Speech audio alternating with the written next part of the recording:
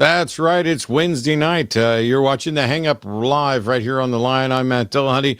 How's everybody doing? I know. We need a little more cowbell in that song. I saw somebody mention it in chat. I could definitely see us doing some more cowbell in there. Hope you guys are doing awesome. Tonight's guest is the one that we tried to get on a couple weeks ago, and then we ended up with some storms and difficulties, and I couldn't be more excited that he had time to come back.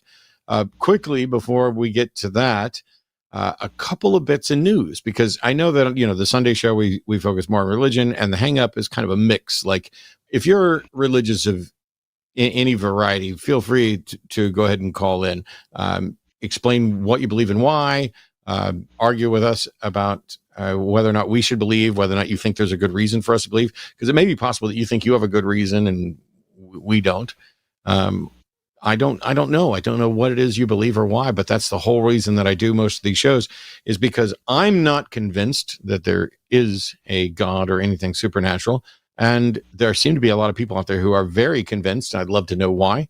But also, I started doing the Hang Up in part because I have views on political issues that go beyond what I was able to talk about with a nonprofit organization and that don't always relate to religion. For example, today, Representative George Santos pled not guilty to 13 counts, ranging from money laundering and fraud.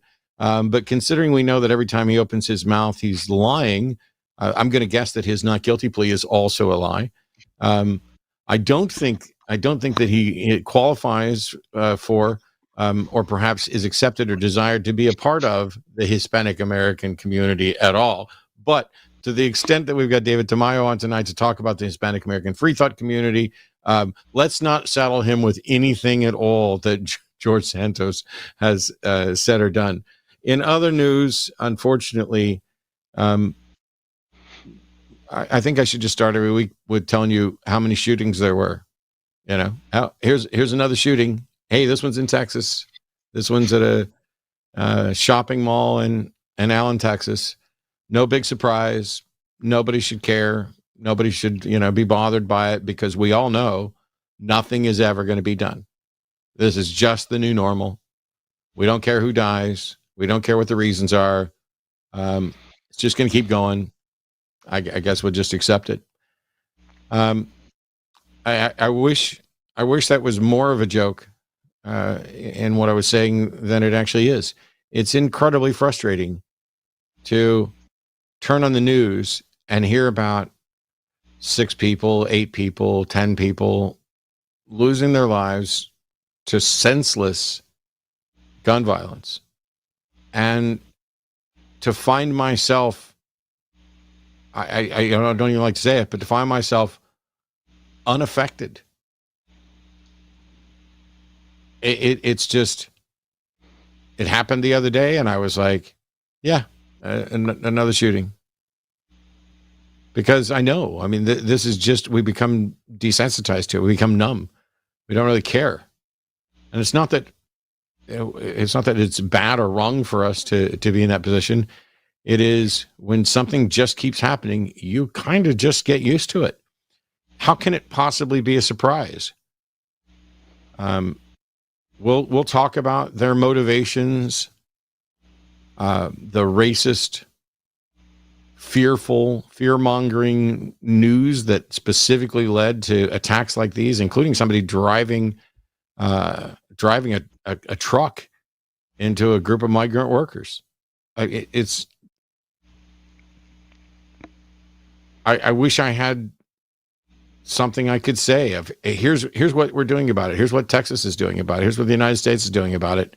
But we're not. It would be dishonest for me to be optimistic or to claim that we're doing anything when we're not. And I don't know what the solution is, because there's so much going wrong and so much, we've just come out of a couple of years of dealing, and we're not completely out. That's not what I'm saying. A couple of years of dealing with COVID. What I mean when I say we're coming out is that travel restrictions are down, and, huge portions of the population are vaccinated, and things are just generally safer. And we're entering into another election cycle where you've got Trump, I guess, Trump's going to be doing, I don't know, something maybe he's live right now. He just got, was found guilty, or not guilty in a criminal sense, but in a civil trial. The jury ruled against him in his rape trial. And I don't think it's going to have any impact on whether or not he runs for president. I don't think it's going to do anything to change the number of votes he's getting. I think we just all become jaded in order to survive. Before the show started, because David and I were trying to catch up a little bit, I'm going to bring him in just a moment. We were talking about conventions and how, after a couple of years of them not really existing, we're starting to build back secular conventions. I don't think the turnout is anywhere near what it was prior to COVID. And I don't know what it takes to get it back up to that. I just know that I'm going to keep participating, keep doing stuff. I'm booked for the Black Non-Believers cruise in November. I've got lots of stuff to sort out with that. I'm going to a convention. I'm going to be working the Secular Student Alliance National Convention in St. Louis in June next month. I'll be doing the Magic and Skepticism show there. And I'm going to Canada for a convention. There's a couple other things going. I missed the American Atheist Convention just because there was too much conflict going on around here.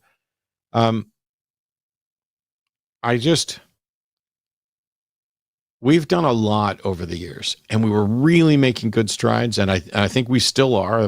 This isn't the sky is falling into the world, but I live in Austin, Texas. And for the longest time, I ran the atheist community of Austin, participated with their content, but also tried to build an actual community there. I have no idea if there's any community realistically left there at all. And that's not because of any falling out between us, but that's what happens when COVID keeps everybody apart for so long.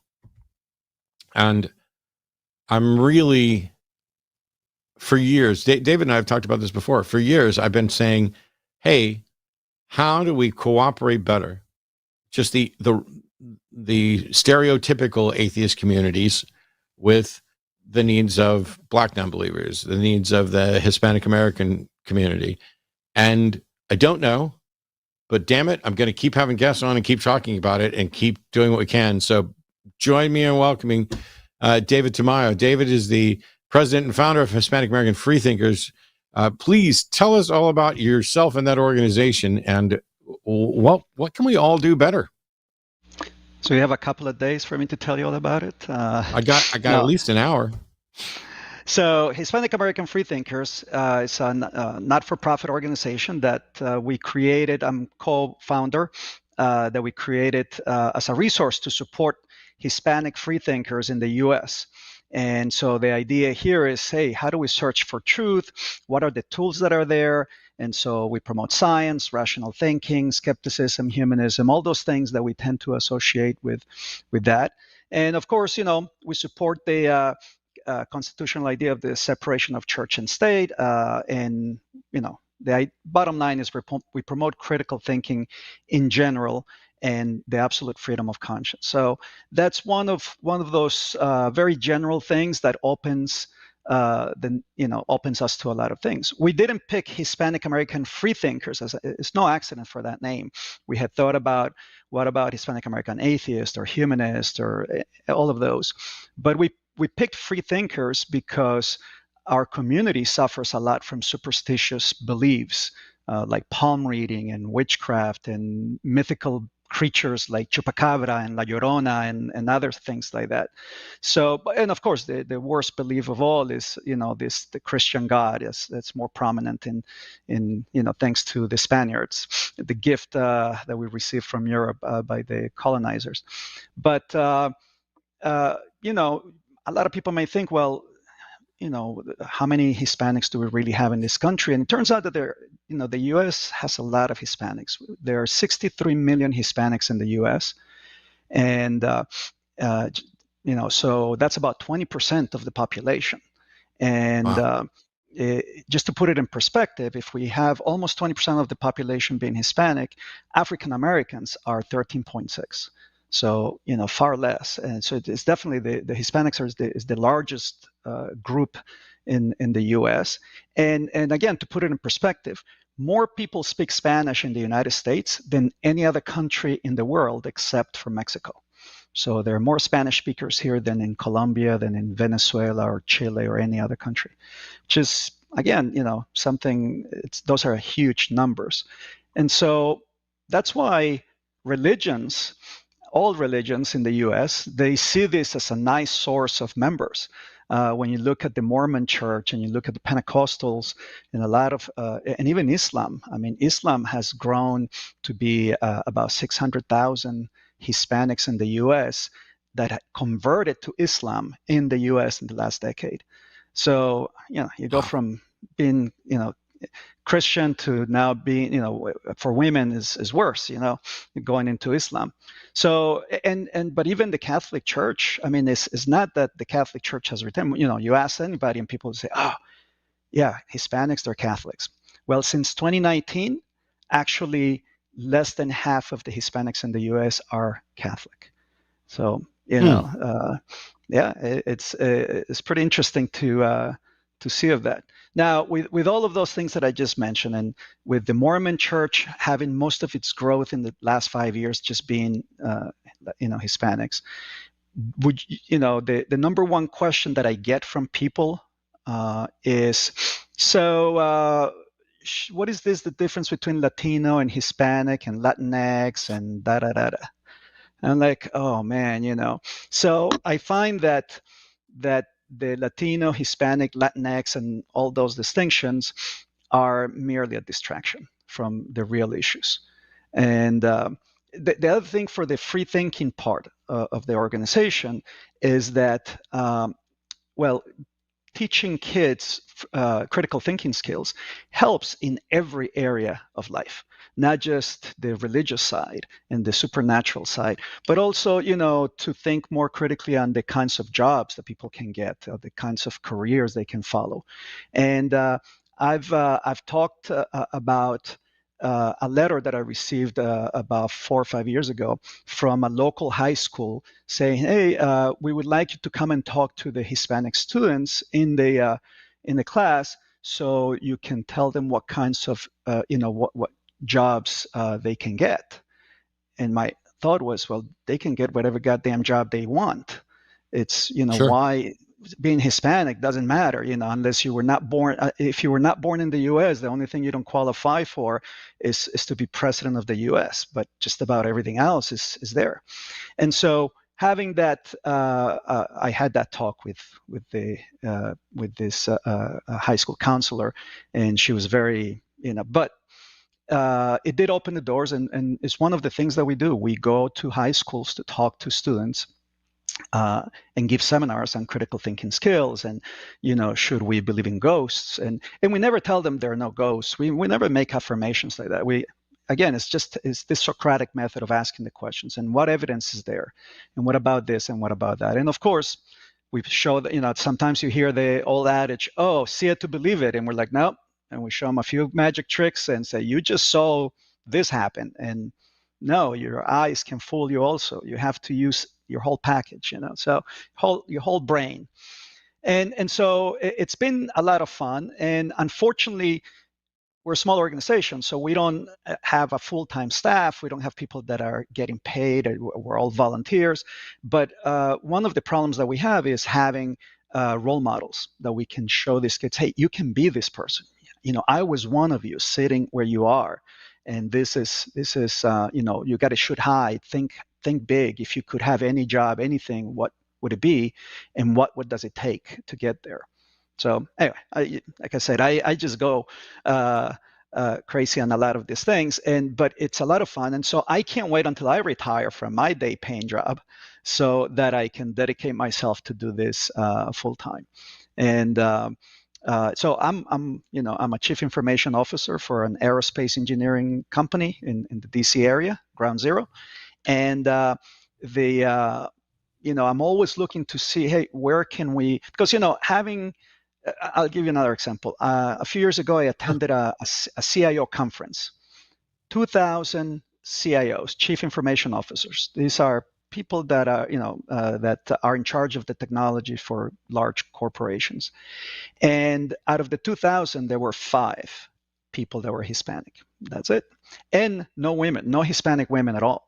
So in 30 years that I've been doing IT, I have never once come across an IT manager who is a Hispanic woman. Not once, anywhere, ever. And so if you look at those numbers that I mentioned before, where 20% of the population is Hispanic, let's assume half are women. So that's 10% of the population that we're missing out that might be great CIOs, that might be great, executives. But we are, as a people, we are overrepresented when it comes to gardening, when it comes to construction, restaurant work, and we are certainly underrepresented when it comes to the executive suite. And that's it's a loss for the country. It's a loss for the nation. So if we have everyone, especially people that have the opportunity, and I mean, I'm not one of those that goes around and say, oh, that's the white male that is doing. No, I'd say a lot of it is our own doing. A lot of it is religion. I've seen a lot of kids, especially girls, being taken out of school at 16 to work because, women don't go to college. They don't become lawyers and things like that. So it's a sad thing, and it feels like you're pushing against a wall sometimes. But anyway, that's what we do.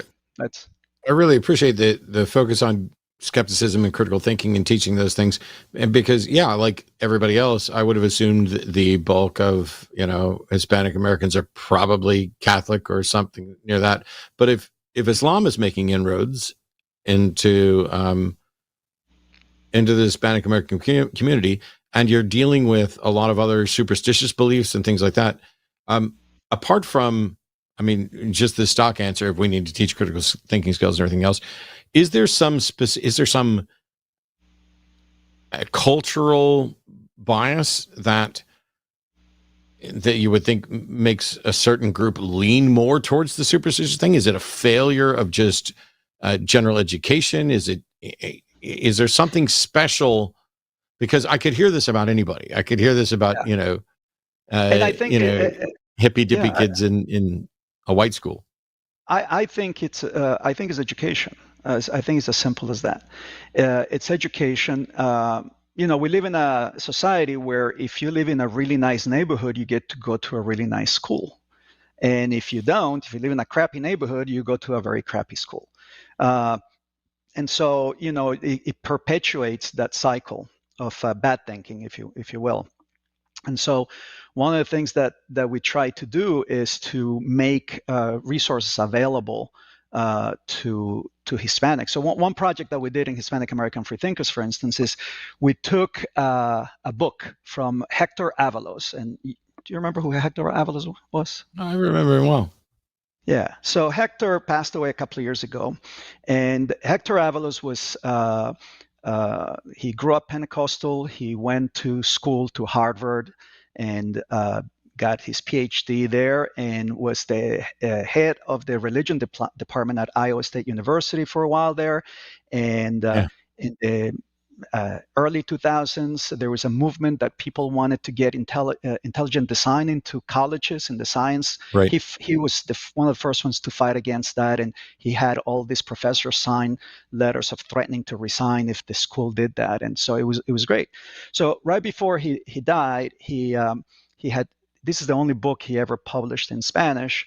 It was only published in Spanish, and it was his first book. He published several books. He was an expert in the Bible, and so he gave us the rights to this book so we could put it in an audiobook, and so it was an experience. And by the way, it says, "Can it be known if God exists?" And so it gives basically all the arguments, and so we did an audiobook on that. And the idea with this is that a lot of the people, we know that there are a lot of people, as I said, overrepresented in manual labor jobs. And so while they're doing, manicuring somebody's lawn or something, they could have, some earphones and be listening to the audiobook. And so we've been working with others, other groups. We worked with a professor here. This book might be familiar to some, Why We Believe in God. It's a little small booklet, and it was translated into Spanish and other languages. But Hypatia, my wife, she was the one that translated this, and it was great. The idea is that it's small enough that can be carried in a pocket kind of thing, and it really teaches people, why is it that we believe in gods? Why is it that we believe in supernatural things? And it seems to be something innate in humanity. But again, the more we know and the better educated we are about those things, the better. And lately, just yesterday, I was talking to another person on this book. We want to translate this book into Spanish, and it's a humanism book that is very, very good. And so we're talking to the author and seeing if we can translate it into Spanish and put it in audio also. Those things, unfortunately, takes money. And that's the stuff that if you're not working full time to raise funds, it becomes difficult. So on that note, I don't know if there's a link down below in the description, but you can go to hafree.org. That's Hispanic American Freethinkers or hafree.org is the website for Hispanic American Freethinkers, and support there. I guess I know I've got callers waiting, and I want to get to callers here in a couple of minutes. So if you're already on the line, just hang on. We'll be taking calls here in about, I don't know, 3 or 4 minutes probably. When you mentioned earlier about that going after the God belief may not necessarily be the most important. It's perhaps more important what they're going to do on behalf of that belief. That there may be people who can have a God belief and it doesn't impact their daily life, or it's not the sort of thing that we need to necessarily get them away from, provided maybe they're not giving money to the church and supporting, the organization. Because an individual who runs around with some sort of God belief or supernatural belief, there's a problem there. It just may not be a problem worth focusing on when you have people who are now convinced that they need to give 10 or 20% of their income to a religious organization. And I'm just wondering if the Hispanic American community is moving away from Catholicism, is it a good thing in your mind, even if there's like pit stops surrounding Islam, or is this a situation where things are genuinely getting worse? So, because my view is that Islam is potentially worse in its authoritarian aspect. And, I just watched several Muslims defending child brides and stuff like that. And so is this a step backwards? Yeah, so there are two aspects to it. One piece of good news is that young people are becoming more nuns, more secular and less religious than their parents at almost the same rate as Americans are. So that's a good thing. They're not attending as much church, and so that percentage is with the young people, we're doing good in that sense. The problem is that the people that do convert, they're more passionate about that conversion. It's like they want to show that, look, I just converted. I want to show you how good a Muslim I am, how good a Mormon I am. I'm going to go knock doors every day instead of, The other thing that they do, of course, to bring people in is they look at what are the needs of the community. And so like childcare is a big need. And so, hey, we'll take care of your children. Bring over here free babysitting services. Well, guess what? They're going to be teaching those kids, while mom and dad are working. And then, people are good. In general, I think people are good, no matter what religion they belong to. In general, I'm talking about the average person. And so, sure, the people in church, in Islam or in these religions, they're nice people, and they're buying their ticket to heaven or whatever that is, and so they have free classes for U.S. citizens, to become a U.S. citizen, and we have, a job board where you can try to get job, and so they try to, hook them in and reel them in, and then people feel thankful. It's human nature to feel grateful. Well, they've taken care of my kids for 6 months. It saved me a ton of money. I need to, let me know more about them. They're just asking me to stay for a little bit in church, maybe, So that, I think that's been but hey, I still get people that knock on my door all the time, which, it's a lot of, my wife hates it and I love it because I'm like, come in, can I get you some coffee? Let's chat. And so thank you for inviting me over here. I think, it's always fun to talk to people and talk with people that have ideas and maybe plant some seeds in there of critical thinking.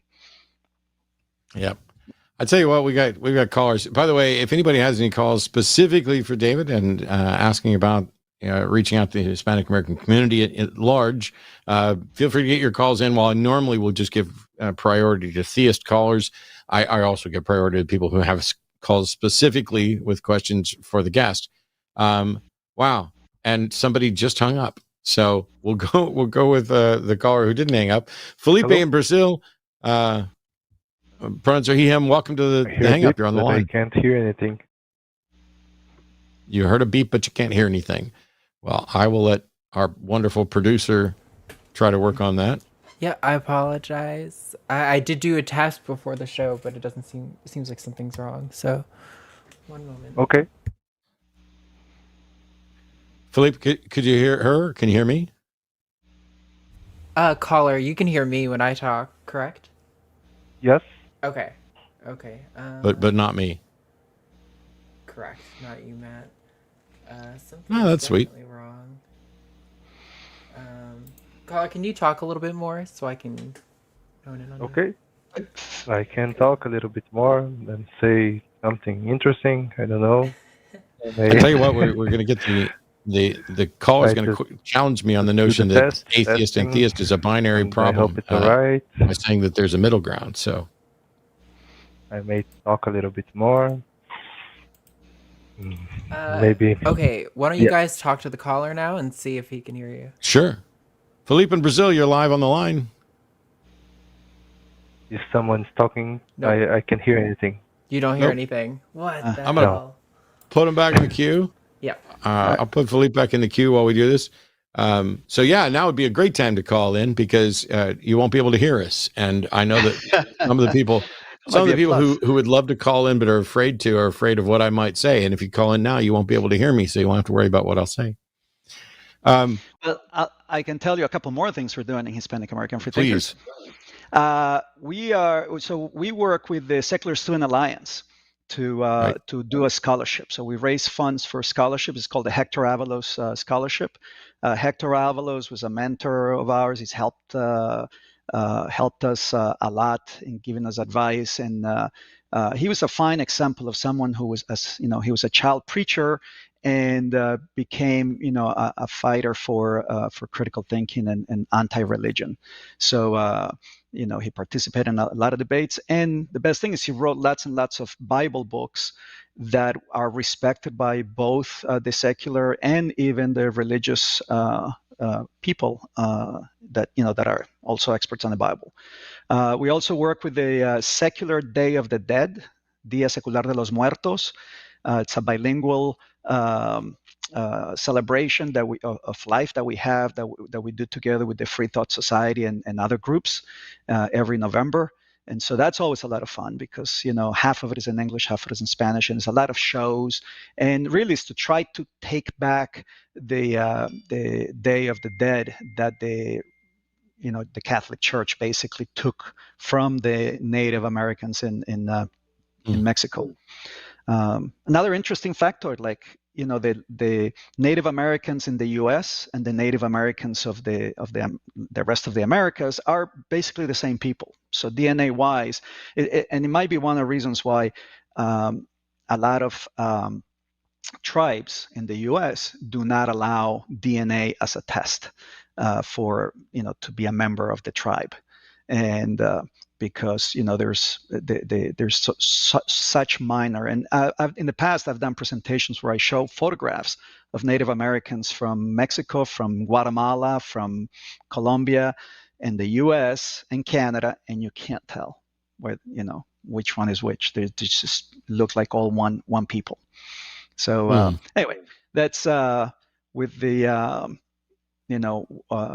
for me, my favorite thing is that we do is those seminars that we go to high schools, and we meet with kids and we talk about critical thinking, and we give them examples, and we play games, and we give them T-shirts and water bottles and things of this sort to try to. And so we get donations from the different groups.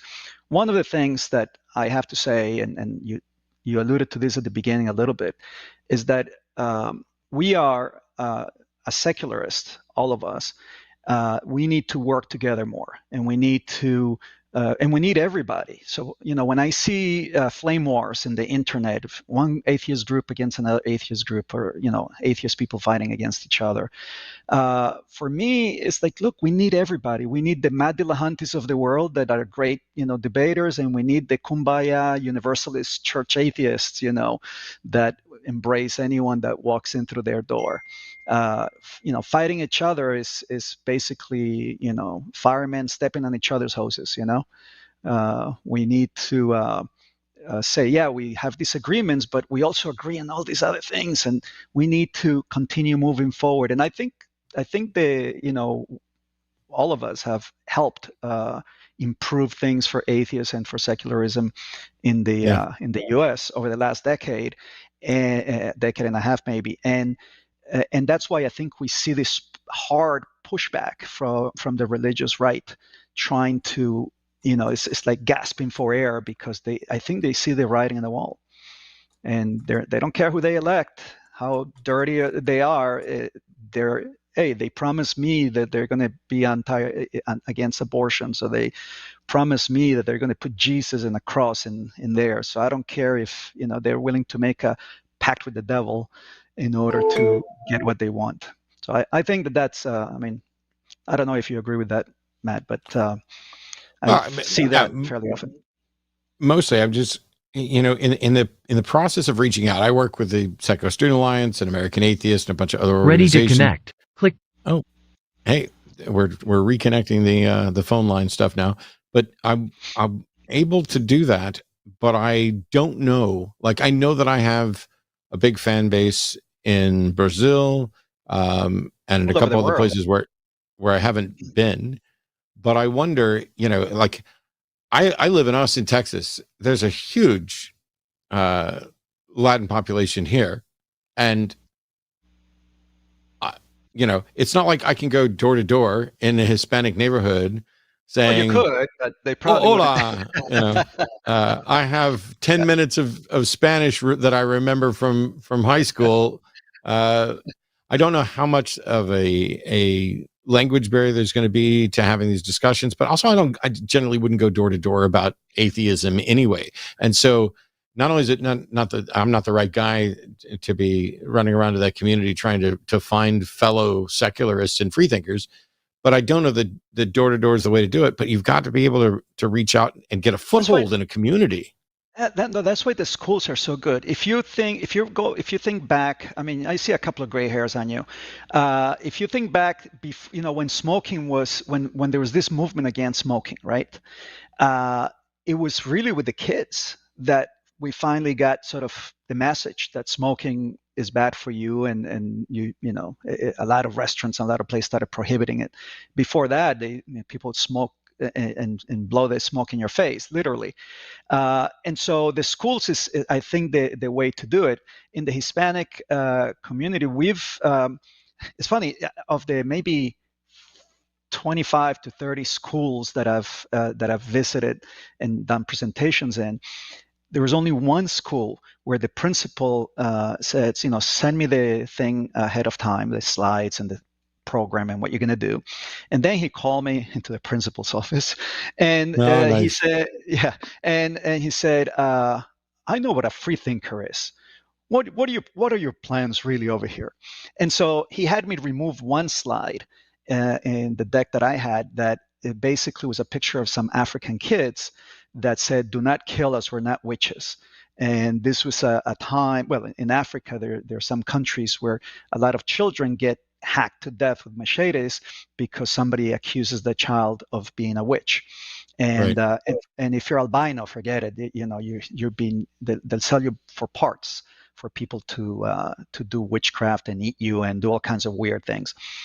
So he was the only one, so he had me remove that one slide, but everything else was fine. And I still mention James Randi and his $1 million challenge, and and so I offer them there and there, and I said, look, I'll give any of you $100 if you can do this. And so what we end up doing, of course, we try not to give, we don't give them cash or anything like that. We give them things that they can use, shirts. I think like this shirt you see over here, it's a true shirt, but it makes people think. And so we try not to talk about religion or politics, but if they ask, we answer. And and so if they ask about the soul, we said, well, if so is the soul in that in that 2%? Because I know at least the Catholic Church says the animals don't have any souls. So and again, the idea here is we just want them to think, and that's all you can ask. Once people start thinking, it's tough to get them to stop. The analytic debater in me, the second you talked about a slide that said don't kill us, we're not witches, I'm like, wait a minute, does that mean it's okay to kill them if they were witches? I mean, you shouldn't be killing anybody anywhere, and being a witch is, I mean, I'm not a witch, but you're free to be one. But yeah, falsely being accused of witch, it reminds me, seeing into this thing with a panel with two Jews and a Christian, or two Christians and a Jew, trying to answer the question, why do atheists inspire such hatred? And I'm like, why isn't there an atheist there to discuss any of this or correct any of this? But it's funny that people will. Those are the same people that will come and try to defend. Hey, it's not Latino, it's Latinx. It's not, is this, the people that have that, most Hispanics don't care if you say Latinx, Latino, or Latina, or Hispanic. And, so it's I think it's the same kind of group that are sort of fighting for others rather than, let them also be part of the fight. I tell you what, we're going to try this again. We've got Raven, pronouns are he, him, in Costa Rica. You're on the hang up on the line. Hello, thank you so much for having me. Let me greet David Tamayo. David Tamayo, pura vida. Un fuerte saludo de Centroamérica. Mucho gusto, muchas gracias. Eso, pura vida. Before you say anything, let me tell you that every 2 years there's a Hispanic Latin American Conference on Free Thought. And the first one was a few years ago in Peru. Last year, the other one was in Colombia. And right now, we're trying to figure out if we can do Costa Rica or we can do Guatemala, and still deciding for next year. So you and I might be good to get in touch afterwards. I would love that, because I am a full-fledged atheist. I am a Afro-Costarricense, indigenous also. My bloodline is of Bribri, as we say in Bribri, Ewa. That's hello in our language. I do have beef with the term Hispanic. For me, the experience of Latin American, because I'm sorry, I don't want to take too much time, but just to give you a real context, I'm adopted. I am a Afro-Indigenous man from Costa Rica. I was adopted by a Costarricense and by a Venezuelan. So you can imagine my whole knowledge in that sense. I lived in the States, as you can see, as my English. Je parle français un peu, hablo español, eu falo un pouquinho português. So in that sense, my experience as Latin America is that for us, we are not Hispanics. We did not become free of the Hispanidad 200 to 220 years ago to be then called Hispanics in the United States. That's like turning around and calling a United States citizen an Anglo-American or a Brit or a United Kingdom person. Yeah, Anglo-Saxon in that. And that's always the issue. So the word Latino and Hispanic and I've had some Mexicans that says, "Don't call me either. I'm Mexican." So just call me Mexican. And of course, I mentioned the Native American. Yeah. May I say it in Spanish and then I'll quickly translate it, just so it will make more sense. Desde México hasta Tierra del Fuego y pasando por el Caribe, todos somos latinoamericanos. Agarramos ese nombre que nos pusieron los invasores por el simple hecho de darles el dedo medio y decirles vayan y se joden las monarquías. In other words, translated, we, from Mexico to Tierra del Fuego, Argentina, and the Caribbean, we are Latin American Latinos or Latin American. The problem with the difference of how we express this in English versus how we express it in Spanish. For example, in Spanish, how we refer to our whole region is America Latina. We put the American first and then the Latino. Mm-hmm. De nombre americano, de apellido latino, of name American, last name Latino. Yes. And people don't realize this, that when you switch it in English, you're robbing that acknowledgement of how our identity is established through not just one language, but over hundreds of languages that are spoken here. People don't realize we Latin Americans had to learn English to communicate with the North Americans, but the North Americans barely learn our Spanish to communicate with us. And that's not even to talk about the hundreds of thousands of languages of Nahual, of Bribri, of Quechua, etc., that there are of indigenous native languages here. Well, in the 1960s, they had there was this movement throughout the world that we should have a universal language so that we could better communicate with each other. And so Esperanto was something that they wanted to do. I think that English has become sort of the de facto universal language on Earth. If you have a person from China talking to somebody from Japan, they're more likely to be speaking English than another language. I think one is Hollywood. Being able to put out so many movies and all of that has an effect. And of course, the economic power that the U.S. has wielded for the last 100 years. And people want to do business with the U.S. And so therefore, en palabras de Simón Bolívar, in words of Simón Bolívar, Estados Unidos parece destinado por la providencia a contaminar la América con miseria en nombre de la libertad. It's, in words of Simón Bolívar, United States seems destined by providence to plague America with misery in name of liberty. And so far, in our relationship, in that sense, that has been true. We don't forget 11 September 73 in Chile. We don't forget 82 in Panama, 84 in Panama. We don't forget the Plan Colombia. And at the same time, look what we did on September 11th, 2001, when after the hits of the terrorist attacks in New York, the Organization of American States sat down and said, an attack on one American country is an attack on all America. And we established the international tool to fight against terrorism, which is the current international tool that United States deeply relies in their relation between Mexico and Central America and South America and the Caribbean to fight against terrorism. So here's that irony that people don't understand. And when you look at all these things, and what do they all have in common? It's a combination of things. One is a lot of the errors and things throughout history, of course, have to do with racism and those things. Most of it has to do with money, and it has to do with technological advances. It has to do with critical thinking, education. If you look at Bolivar, he was the liberator. He's the George Washington of South America for about 5-6 countries. And, he was well educated, son of Spaniards.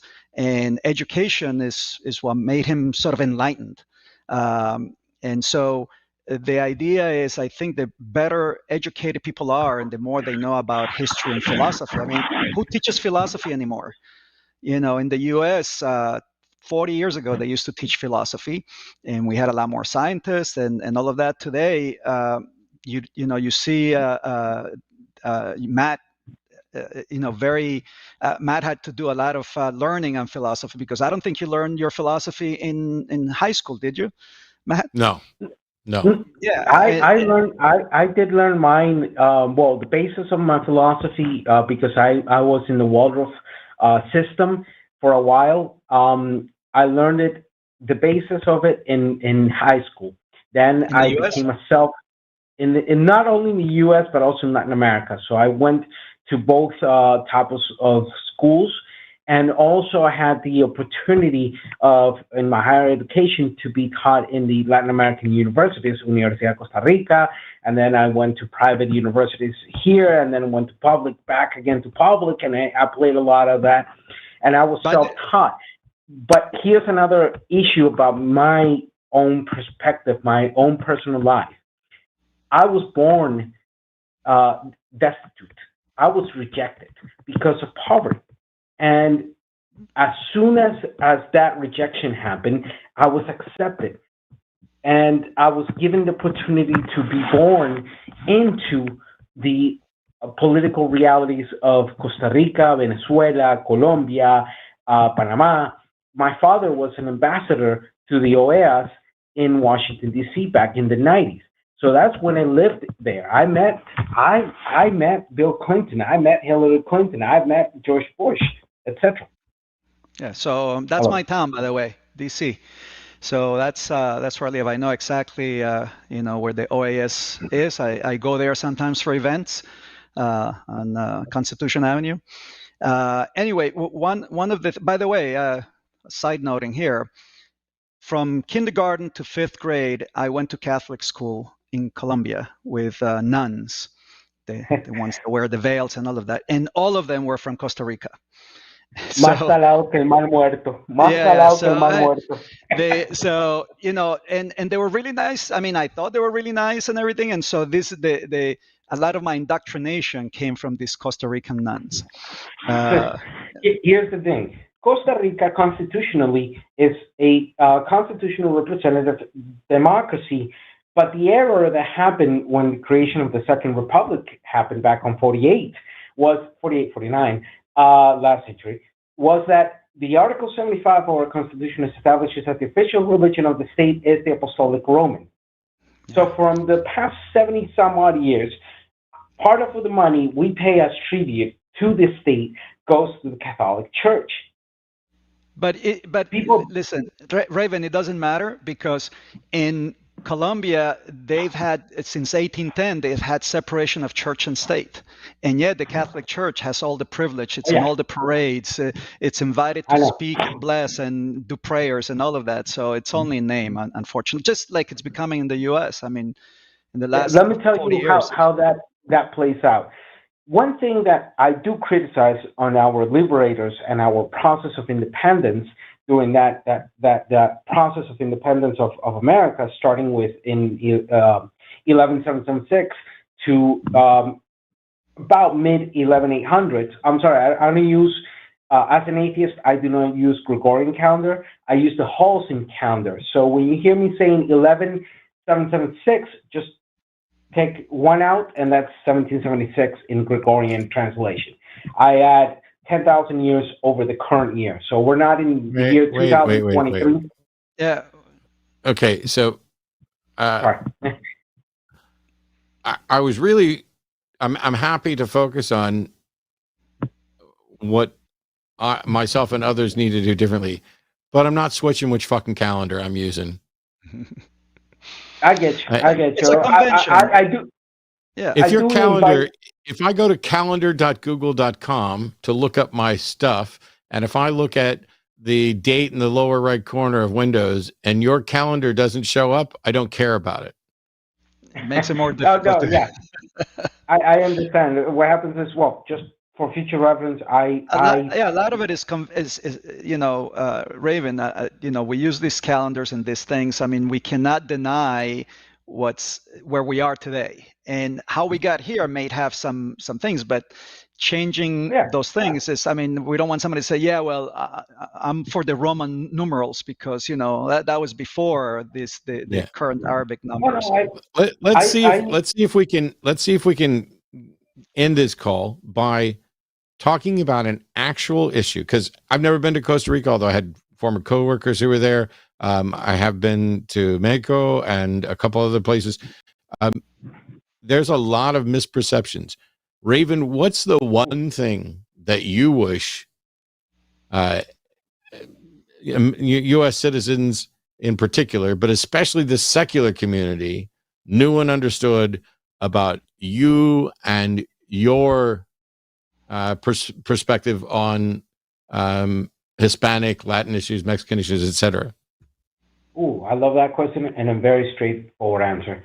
One, America is one continent that spans from Argentina down up to Canada or Alaska, plus the Caribbean. There's not Americas, there's America. America is just that geographical denominator which was placed to us by the invaders, but then we took it as our own. And number two, the conversations regarding the necessary decolonization and the impact of religion in our realities is a very active conversation that goes through a lot of our social, political, and interaction between each other. Catholicism, as well as Christianism, is an invader's religion here in America and cannot be viewed in any other way. And as such, it must be decolonized constantly. And that is that we've had. Let me do something incredibly dangerous and push back on you. What difference does it make if a religion is a colonizer's religion or not? Why isn't the only thing that matters whether it's true or not? Is because I could see if it's not true and it's being imposed over some other tradition that is true. But the only thing I care about with religion is not whether or not it came from a colonizer, but whether or not it's true. Why isn't that the primary point of contention? I'll put it in this way. I as an atheist, I don't care for any religion whatsoever. All religions are false. That's the bottom line. But as a human rights activist, one of the major ideals I will defend is the right for anybody to believe in whatever they want to believe. However, including a colonizer's religion? Including colonizer religions, etc. However, so then why raise the point of whether they're colonizers' religions or not? Hold on. Precisely because of what I was about to say. One thing is to be able to defend the right of every individual to believe in whatever they want to believe. But there is no right to impose that belief as truth over anybody else. The essence of that separation of church and state, and that separation that needs to happen, is because religion is conflict. Now, in the context of Latin America, there's no doubt that one of the greatest debts that we have historically after our process of independence through Mexico, Caribbean, Central America, South America, was the lacking of decolonization, destructuring what it meant to be Latin American and what it meant to divorce ourselves from European invader concepts such as religion, social structures, political structures, etc. So in that sense, I would tell you that atheism is not a counterpart of any religion. Atheism is just simply, as the word says, without theist, without a God. Rejecting every notion of a either organized or deorganized form of religion as an imposed criteria to govern over all of us. So That is the essence of that. let me ask you this, Go Raven. ahead, David. So are we? I mean, you make it sound like, yeah, we had invaders and all of that, but they brought their religion and brought suffering and a lot of disease and all of that. But there's no doubt they also brought a lot of other things that were good, philosophy being one of them, in my opinion. And you know, or are you saying that the Americas should have been left alone? I mean, right now there are tribes in Amazon that are no one has any contact with them, and sure, they live what is it, a short brutish life kind of thing. You know, they die very young.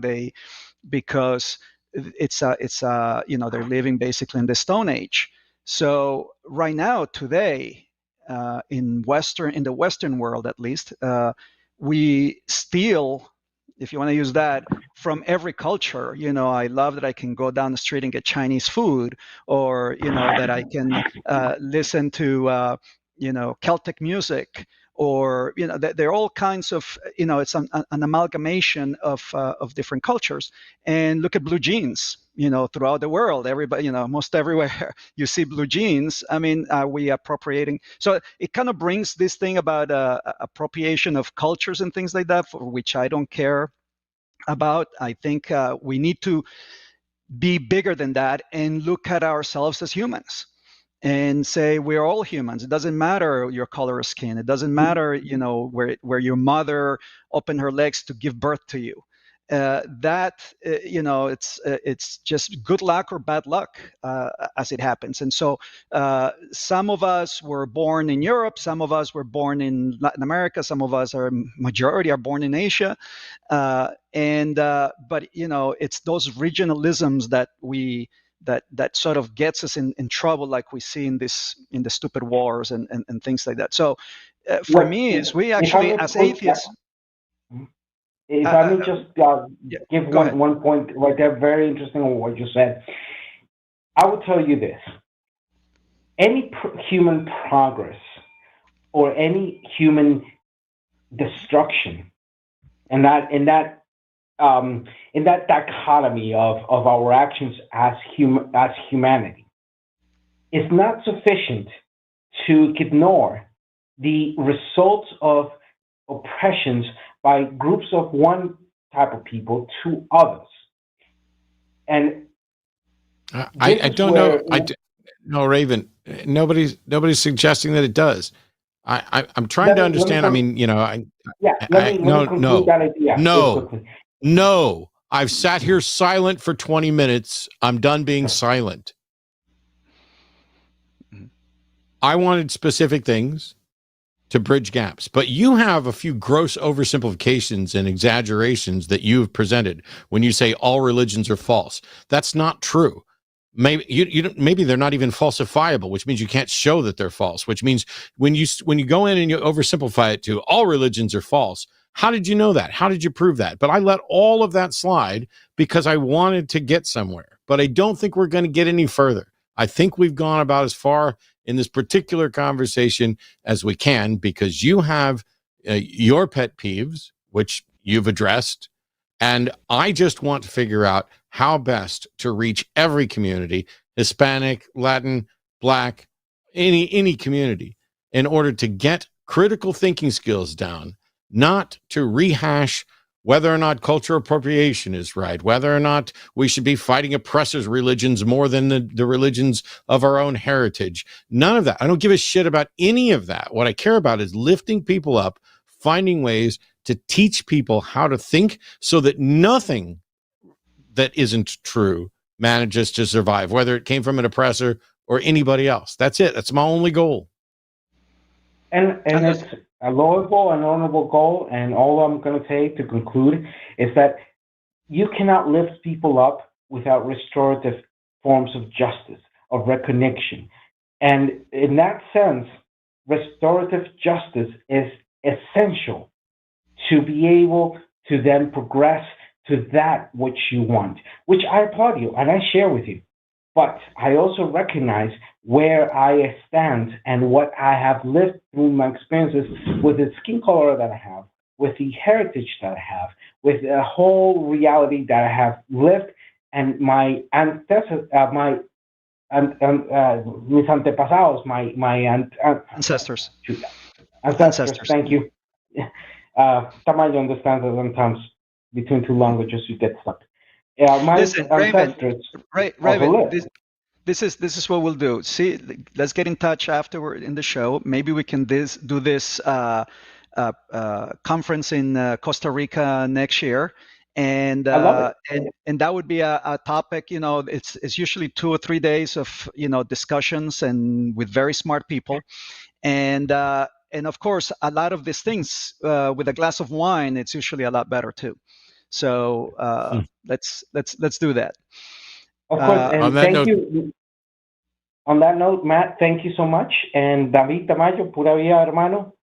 Muchas Matt, gracias. pura vida vos. Ewa, as they say, my people, and thank you for having me. I appreciated this conversation. Let's Gracias, Raven. Gracias.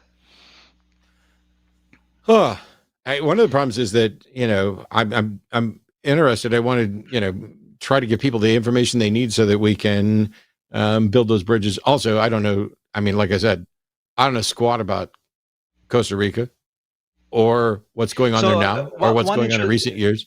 A factoid of Costa Rica is they don't have an army. The only country in Latin America without an army. And their literacy rate is the highest in Latin America.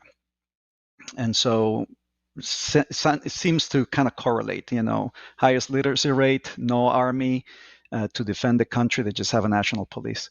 And of course, they have big places, natural places where the ecotourism is their number one product.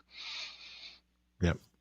So, I just know that some of my coworkers were in Costa Rica and that I wanted to go down because evidently there's monkeys everywhere that will steal stuff out of your pockets. And I wanted to kind of see what that was like. But from a cultural aspect, it was funny that right after you mentioned that you don't care that much about whether you use Hispanic, Latino, Latinx, and people will object on all kinds of grounds. He has his particulars. He's opposed to some, and it's like I never know which word to use depending on who I'm talking to. I tell people, call me whatever the hell you want, so long as you call me. That's really, I want to be part of the conversation and be part of the, not be excluded. And really, in what we're talking about in all of this is being or not being excluded from, a level playing field. I get you. We have, is it Felipe or Felipe in Brazil? Pronouns are he, him? Your call dropped earlier, but you're back on. Yeah. Thanks for having me. It's Felipe, but you can call me Felipe, whatever. Yeah. Boa noite. Well, welcome. Boa noite. Well, thanks for having me. So I think I would like to just get a point across since you were talking about Latin America in the last call. Because here in Brazil, we are in some sense we are the excluded ones, because of the language mostly. So Brazil speaks Portuguese and not Spanish. Portuguese. Yeah. Do you speak Portuguese at all, David? Yes, I grew up in a Portuguese community, not a Brazilian community. I'll tell you a little anecdote about that. So it turns out that even though it's the same language, it's like saying in England they speak English, and so do we. There are differences. In the U.S. we say an elevator, and in England they say the lift. Well, similar with Brazil. So I learned Portuguese from Portugal. In this Portuguese community in New England, in Rhode Island, where I grew up, and I had a job where I had to go to Brazil, and so when I was I was giving a presentation to these executives, and I mentioned to them, I said, everyone's going to get, this is in the mid-90s, everyone's going to get a computer connected to the internet, and even the girl at the front desk is going to get one. And so the word in Brazil, in Portugal for that is rapariga, and exactly. And everyone looked at me, and someone pulled me and said, "I think that word over here means whore." And it's like I was, it's the word is garota. So they use a word garota for girl in Brazil, and not rapariga, which is what they use in there. So even though it's the same language, there are some differences where you can get in trouble sometimes. Yes, yes. Especially if you want to get a lot of feijão, here in Yeah. Brazil you get a concha, but Yeah. in Spanish that is not a good word. Not a good word. Yeah. Yeah. So I just talking about that because we see ourselves as we say here like estigma de vira-lata. It's like when you think you are the street dog, you're the ugly one, the worst ones, that you are the scum in some sense. It's like, oh, everything here is bad, and everything that is in the United States and in Europe, oh, there everything is good, everything is great. We are the ones that are always terrible, and so we don't value what we produce, what we know, and it's kind of it became a cultural thing that has almost a life of its own. And that also separates us from the other Latin American countries. So we tend to distanciate ourselves from the others, and I think that's terrible because the more we get together, the more we can understand each other and help each other and grow like the world should do, actually. So, Felipe, let me add it. Yeah. So I've seen this in every country. So the best coffee in Colombia is not in Colombia. It's outside Colombia. They sell the best coffee to the outside, and they consume kind of the worst, And with Brazil, I think a lot of it is I've been to Brazil many times, and what I noticed there is that you have a lot of rich people and a lot of poor people, and their middle class is very small, relatively. Yes. And so the people that are very rich, they go to Europe, they go to the US, and they come back saying how great and fantastic it is to be, those countries are far better and they're superior to us in every aspect, et cetera, et cetera. And so, I think a lot of it is sort of self-made, something that is created internally. And of course, again, Hollywood, you look at movies and you look at all these things and you figure, oh, everyone in Europe is rich. Everyone in the United States is rich. And because, you got this view of Hollywood instead. So anyway, sorry, that's sort of my perspective on that. I think it's interesting because it's also something that is like based on fate. We don't really have a good reason to think about that. It's like we just believe that we are like that, and a few people try to question that, but it's hard to get it across. Brazil has what, 300 million people? 250 million? 215, yes. Yeah. So I mean, that's not a little number. That's a lot of people. And Brazil, just Matt, in case you didn't know, Brazil, after Trump was elected, they had their own version of Trump in there. And so terrible. A lot of things that is one thing that the US, a lot of people look at the US on how we should be, to copy to Latin America what they do a lot of things. And so for the longest time, the U.S. was a beacon of morality, if you will, or a way of saying that this is, at least in theory, we should be democratic and all of that. I think in more recent years, that's been not the case in a lot of ways. And but here in the U.S., I mean, we try to, what we're trying to do here is educate, and the more we educate, I think religion, being poor and religion and all of that, religion feeds on the poor, because they tell the people, it's okay to be poor because you're just gonna get rich in heaven. The first would be the last would be the first. And really, what I see religion in everywhere, it's children are philosophers on their own. Children are always asking questions, and what religion does is it does mental castration. It says you don't ask those questions, or God will show you the way. Just have faith, just believe, and that kind of stuff, until it finally settles in, and then now it's very difficult to remove that and get people to question. Now, I have to tell you, I think in the classrooms that I've been to, the teachers would not want, many teachers don't want to have critical thinkers in their class, because it's a lot more difficult to teach 30, a bunch of critical thinkers than it is to have them just rogue repeat the lesson. And so a lot of schools are not interested in thinkers. They're interested in having kids that memorize things and spit those things back and can take tests, and that's it. No more than that. I don't know if in Brazil is kind of in the same way, but I assume so. I've heard that the Catholic religion in Brazil has also lost a lot of people to Pentecostals and other religions. Yeah. We still have like 84% Christians in the country, but the amount of Catholics is diminishing each year. Yeah, so it's the same as the U.S. So, yeah, the Catholic Church has been, the Catholic Church, last I heard, they were growing in China because a lot of Chinese see Catholicism as a way to rebel, sort of quietly rebel against the government. It's illegal. Yeah. Well, so I'd like to ask Matt something and see your point as well, but I'm having trouble wrapping my head about the idea that we either believe something or we either don't believe something. Like, for example, in God. So let's take that proposition. So you either believe or you don't believe. Are you convinced that that is true? I think I am. Not 100% sure, but I think I believe that. But when I try to explain to someone, I feel I miss some arguments. Okay. So you ask them, are they convinced?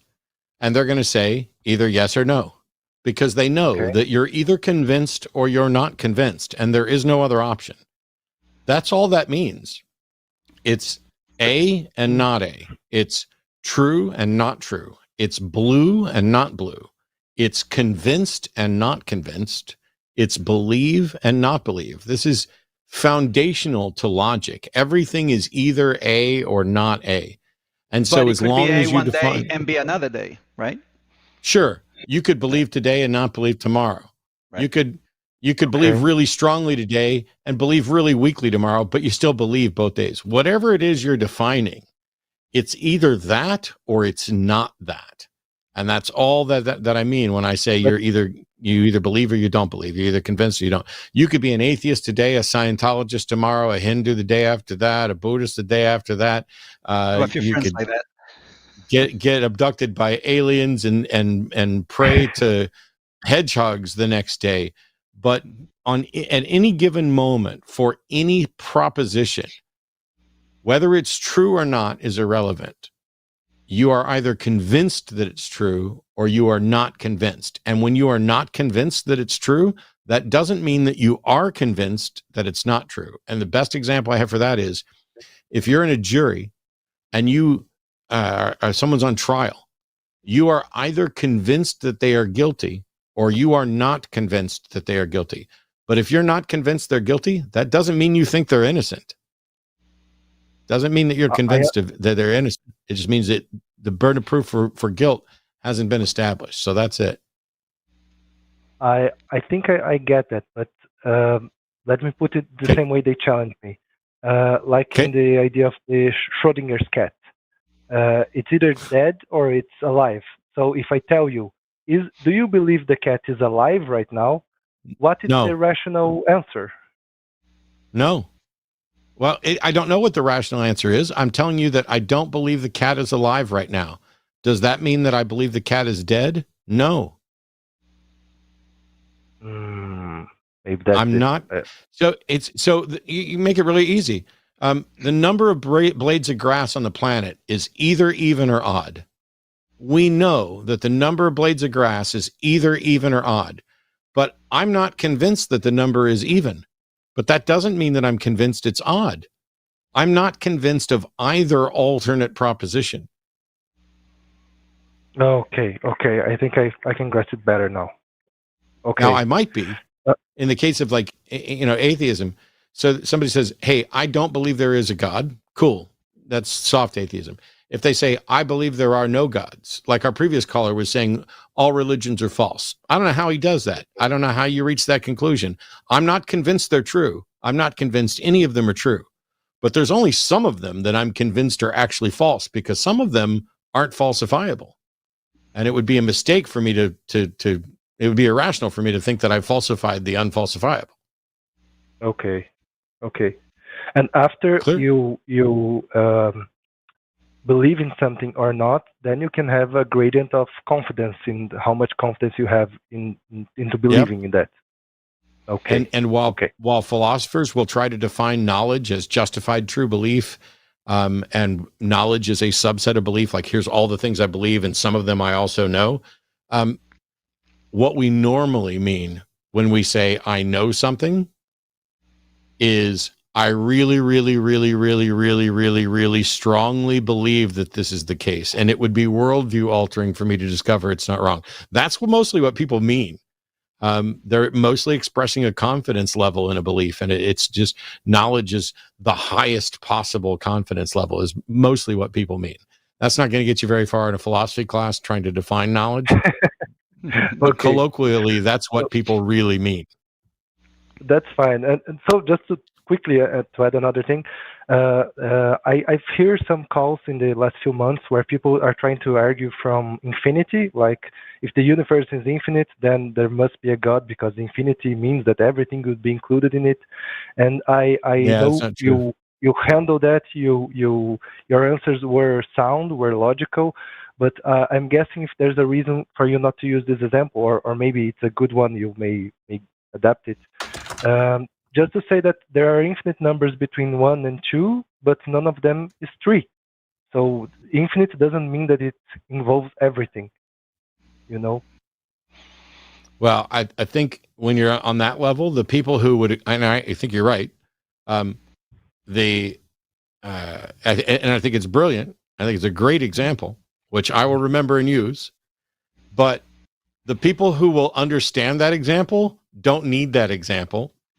And the people who need that example, they will reply to you and say, what about 1.3? That has a 3 between 1 and 2. And then you have to go through and explain the basics of mathematics, which is going to be annoying. But I love the example. Thank you.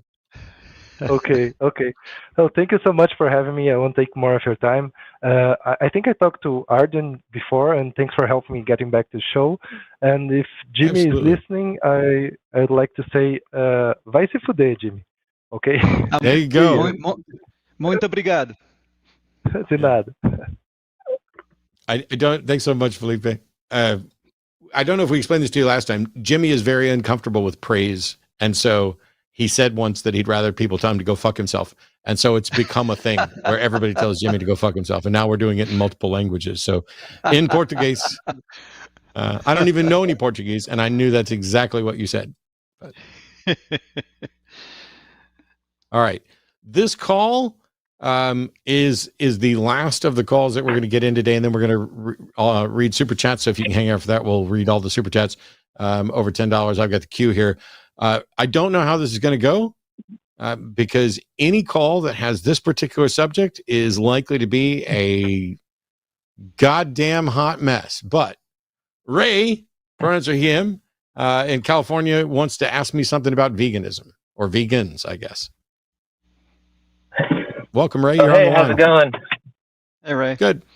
Hey, yeah. So I was just calling just because I'm kind of trying to work through some of these ideas in my head. And I've heard you like talk with that guy, Cosmic Skeptic. It was like a few hour long conversation, and it was about veganism. Sorry for the change of topic, by the way. It's like a completely That's all right. But it He's seems not a as vegan though anymore either. that's what I heard. Although I'm not, I didn't quite follow him completely on why he changed. But I was just curious because it seemed like you think that veganism is a virtue, but it's not necessarily an obligation. And I was wondering if you could sort of elaborate a little bit more on that. Sure. I think it would be virtuous to give money to cancer research, but failing to give money to cancer research doesn't mean you're immoral. I see. Well, it seems as though, okay, but do you have it seems like you're putting veganism in sort of like the same category as like cancer research. And it doesn't seem like it's as pressing of an issue. What do you think would make it more pressing of an issue to where you felt like you would be obligated to do it? I don't know. It's not up to me to try to find a justification for saying that something is a moral duty. I've been presented with veganism, and I find it to be morally virtuous, but I do not find it to be a moral duty. Someone would need to present a sound argument that shows that failing to be a vegan makes one necessarily immoral, and nobody has done that. So in terms of the arguments, I think that like, what's your opinion about like the argument from, it has to do with like the veil of ignorance? I think that you've probably heard it a bunch of times, and you mentioned it a lot. The veil of ignorance isn't an argument. The veil of ignorance isn't an argument. It's a principle which I've taught and lectured on many, many times. And so if I apply the veil of ignorance here, I don't see how that changes anything. I'm making a world, what if I made a world, I would make a world where nothing needed to eat any other living thing to stay alive. But in fact, it does. And the veil of ignorance from Rawls is basically design the system you're going to live, not knowing who you're going to be in it. I would have designed the world different, but you don't get to do that. You don't just get to rewrite nature and say, let's pretend that this isn't how nature works. Meanwhile, just today, there was a new study out that showed that major health organizations in the world say that meat, eggs, and milk are vital sources of much needed nutrients that are difficult to attain. So there's an aspect of veganism that may not be as healthy. But my only objection to veganism has nothing to do with somebody being a vegan. It has to do with people asserting that anyone who's not a vegan is necessarily immoral. Make the case. I see. I mean, I suppose I can, like me personally, I'm not a vegan, but I am sort of toiling with that idea. But I guess I can maybe try to make a case that I've been running through my head. No. I'm not interested in someone who's not a vegan, who doesn't understand this stuff, to come in and try to make a case for a moral duty that they clearly don't know and don't accept. Why would anybody bother with that? That is not worth my time. But thanks for calling, Ray. I see. So Matt, you're not a vegan, are you? No, but I eat vegan on a lot of occasions. Just because I have a picture with you. I have a picture with you where you took me to a steakhouse outside, and I have a picture with you and I next to this meat. Yeah, I'm not a vegan. My take on this has been really simple, but for the same reason that I wouldn't want somebody to call in and say, let me pretend to be a Christian and argue for why the Christian God is real. I don't need someone who's not a vegan calling in to argue for why they think veganism is a moral duty, especially if they didn't seem to understand the difference between moral virtue and moral duty before they picked up the phone and actually talked to me. One of us has spent a lot more time. I've often wondered if vegans, what percentage of vegans would eat meat if there was a way to create tasty meat in a petri dish. Yeah, and lab meat. Just a thing. It would be interesting because Arden's vegan, or has been for a couple of years. We were just discussing this before. I know for a fact that even if, I'm pretty sure you can correct me if I'm wrong, but even if she was keeping completely vegan all the time, lab meat would probably not be a problem. Yeah, correct. Yeah. And I think it would be wonderful. I would love to see. I'm opposed to all of the factory farming things and anything that does excessive cruelty. It's just that I'm in favor of vegan principles of not supporting cruelty. I mean, when someone asks me, how is, and you alluded to this, is really what is the ultimate goal in humanism, for instance, is reduce suffering of all beings, unnecessary suffering. And somebody pointed out in chat that veganism isn't a diet, and so yes, there is a vegan diet, right? But veganism is about exploiting and using animals and other stuff. I disagree with vegans on what counts as necessarily exploitation in some senses, but I'm also opposed to factory farming stuff. And I eat vegetarian and vegan, not all the time, not even most of the time, but a good chunk of the time. But I consider it virtuous. I don't consider it a duty. I would, if somebody can make the case for it, cool. But my God, it's just absolutely frustrating. There was a period of time, I ended up blocking Alex O'Connor on Twitter, but reached out to him on Facebook immediately to say I'd be happy to have conversations in other areas. Never heard another word from him other than the Alex O'Connor vegan acolytes would just post on nearly everything I did. This video is going to go up and it's going to be full of little comments probably about, how wrong I am. And it's like, there are real enemies that you could go after. I'm not one of them. And every second you spend trying to turn me into one, you are wasting your time and preventing your actual goals, because I'm not standing in the way of your goals. If there's a case for veganism being a moral duty, make it. I'm ready. All right. So we got super chats, and you can see these too, right, David? Yes. Mm-hmm. So we just take turns reading them as we come through here. I'll kick us off because Greg Markowski is almost always the first one out the gate. Thank you so much, Greg. 1999. Are either of you going to watch the town hall on CNN? I'm on live on TV. How could I possibly? No, part of me wants to, but can't bring myself to watch any more freak show. I'd rather watch two intelligent people have a discussion. Me too, which is why, and I'm assuming you're talking about the town hall with Trump that was going on while we were live here. I will be interested in listening to what other people have to say about it. I'll probably end up watching a clip from David Pakman, maybe Brian Tyler Cohen, maybe catching up. Well, the late shows, because of the writer's strike, unfortunately, I won't be able to have like a closer look tonight, but I'll get the nuts and bolts summaries, and he'll say whatever ridiculous thing he says will be all over Twitter if it's not already. Yeah, same here. My plan is to do get the Cliff's Notes and not be because I start watching that kind of thing, especially with Trump, and I start yelling at the TV, and after a while it's like, why am I doing this to myself? So yeah, you don't want to have to buy a new TV every time he says something because he threw a shoe at it.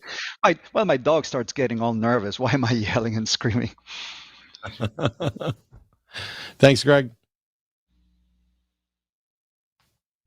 Do you have your? I've got the list. Yes, okay. I forgot, and boom, there we go.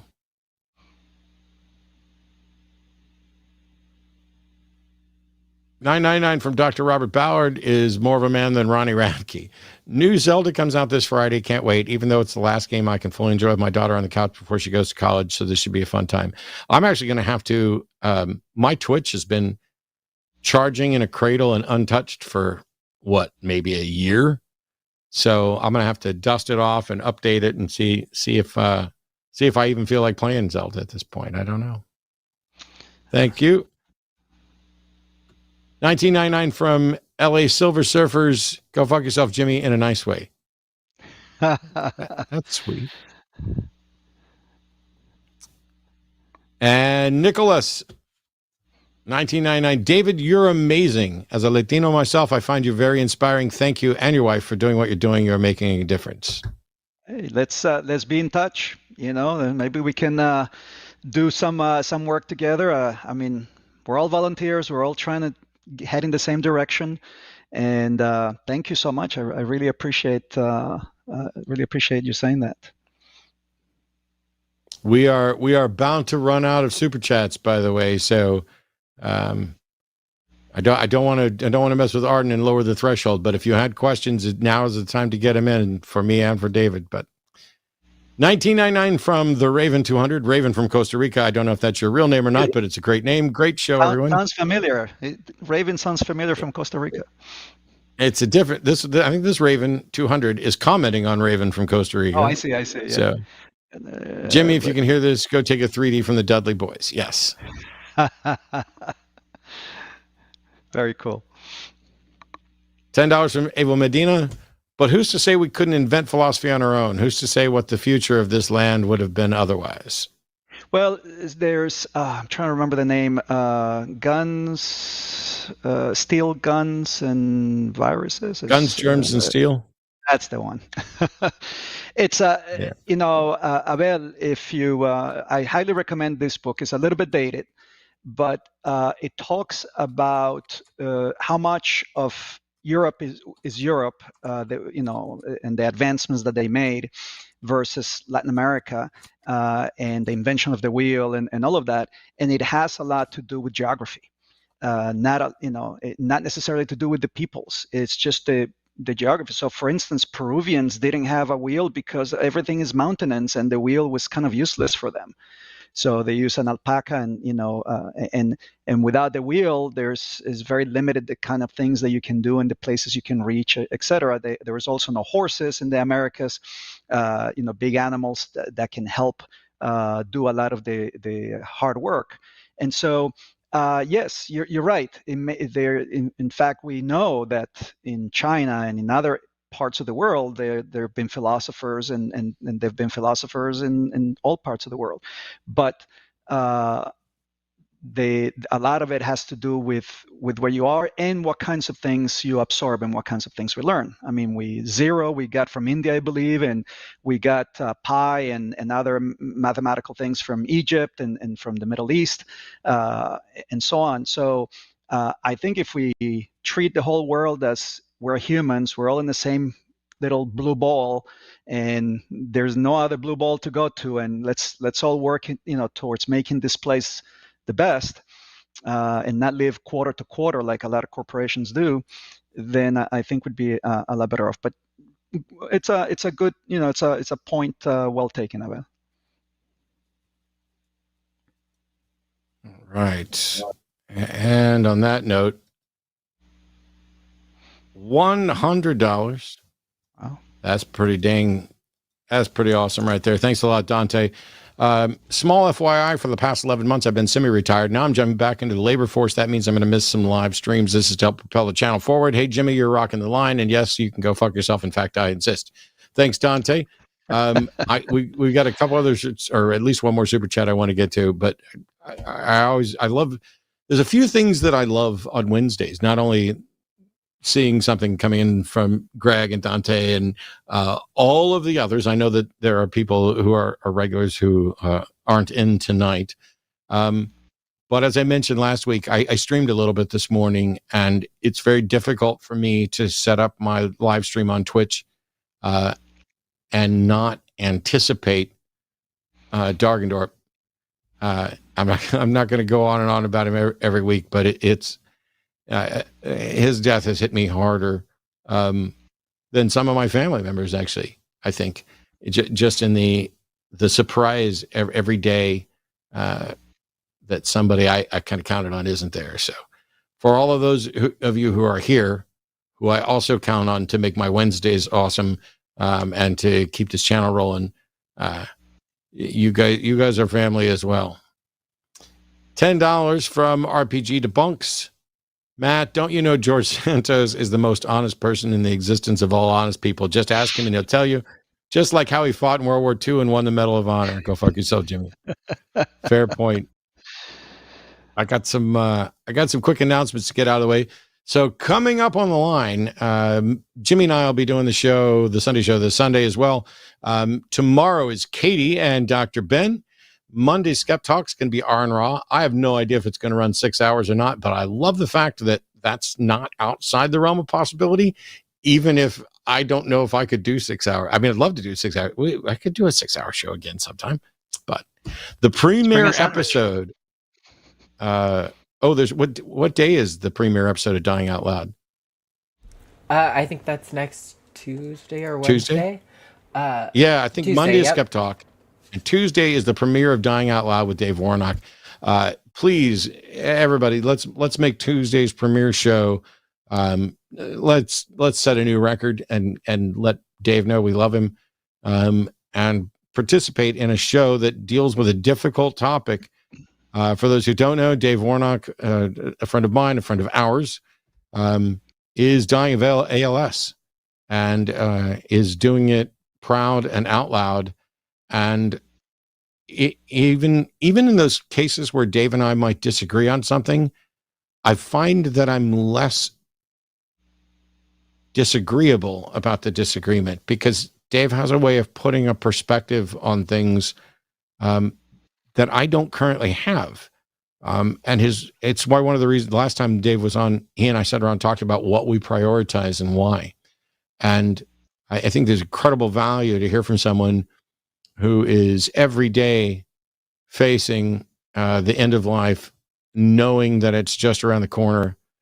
And I think there's a great bit to learn there from how to prioritize things in your life, what really matters, and what we should all focus on. And then next week, on next Wednesday, I'm proud to say Skeptics and Scoundrels will be here on the Hang Up. So, it's time to get your non-skeptical minded family members and pastors getting ready to call in next Wednesday. Huge thank you to David Tamayo for agreeing to come back here this week. Sorry that it didn't work out a couple of weeks ago due to a storm. You did outstanding, Jimmy's everybody. Fault. It's Jimmy's fault. Yes. You know that. We blame everything on Jimmy. Exactly. Can't wait to get you back. And I can't wait till you and I are at the same convention, hanging out and everything else. If you need any assistance from me or from this channel to help promote Hispanic American free thought, please let me know. And if there's ever a chance that you're going in to do a talk on critical thinking at a school here in Austin, Texas, hint, hint, wink, wink, just give me a nudge and I'll go with you. Excellent. All right. Well, thank you so much for having me. Before I forget, Jimmy, go fuck yourself. And I know he caused that storm in Texas a couple of weeks ago. I knew it was him. He's got powers. Thank you so much for having me here. One of the things that I'm working on right now, and for the next, perhaps at the next conference we bump into each other, I'm working on some aspects of artificial intelligence, which is sort of my day job. Oh, nice. And dealing with ChatGPT and all these other AIs that are hitting the public more recently, and what does that say to human extension, whether it's an existential problem for humans or not, and I think it is. So Jimmy should get you on. Jimmy should get you on the Sometime Show or on Hostility at some point to talk about AI stuff, because Jimmy's going absolutely apeshit over the AI stuff, and has managed to convince me to take more of an interest in ChatGPT and Midjourney and things like that. If for nothing else, but for some good amusement. But excellent. Thanks, David. Okay. Thank you. Huge thank you to Arden, to our call screeners and moderators. I see Cookies and Stephanie Helms, and I think Dylan was in there earlier. Y'all have a wonderful Wednesday evening. Tune in tomorrow for Katy and Dr. Ben, and don't forget all the other shows on the line. And don't forget to spread the word and tell your friends so that we can get more callers. And we're going to be announcing End Boss very soon. Jimmy and I are meeting Friday to talk about it. It's a slightly different debate format. So if you feel that you've ever gotten the short stick on any of the call-in shows here on the #1 network for call-in shows, boy, have we got an opportunity for you. But tune in to hear more about it later. Thanks, everybody. Take care of yourself. We'll see you next week. Thank you.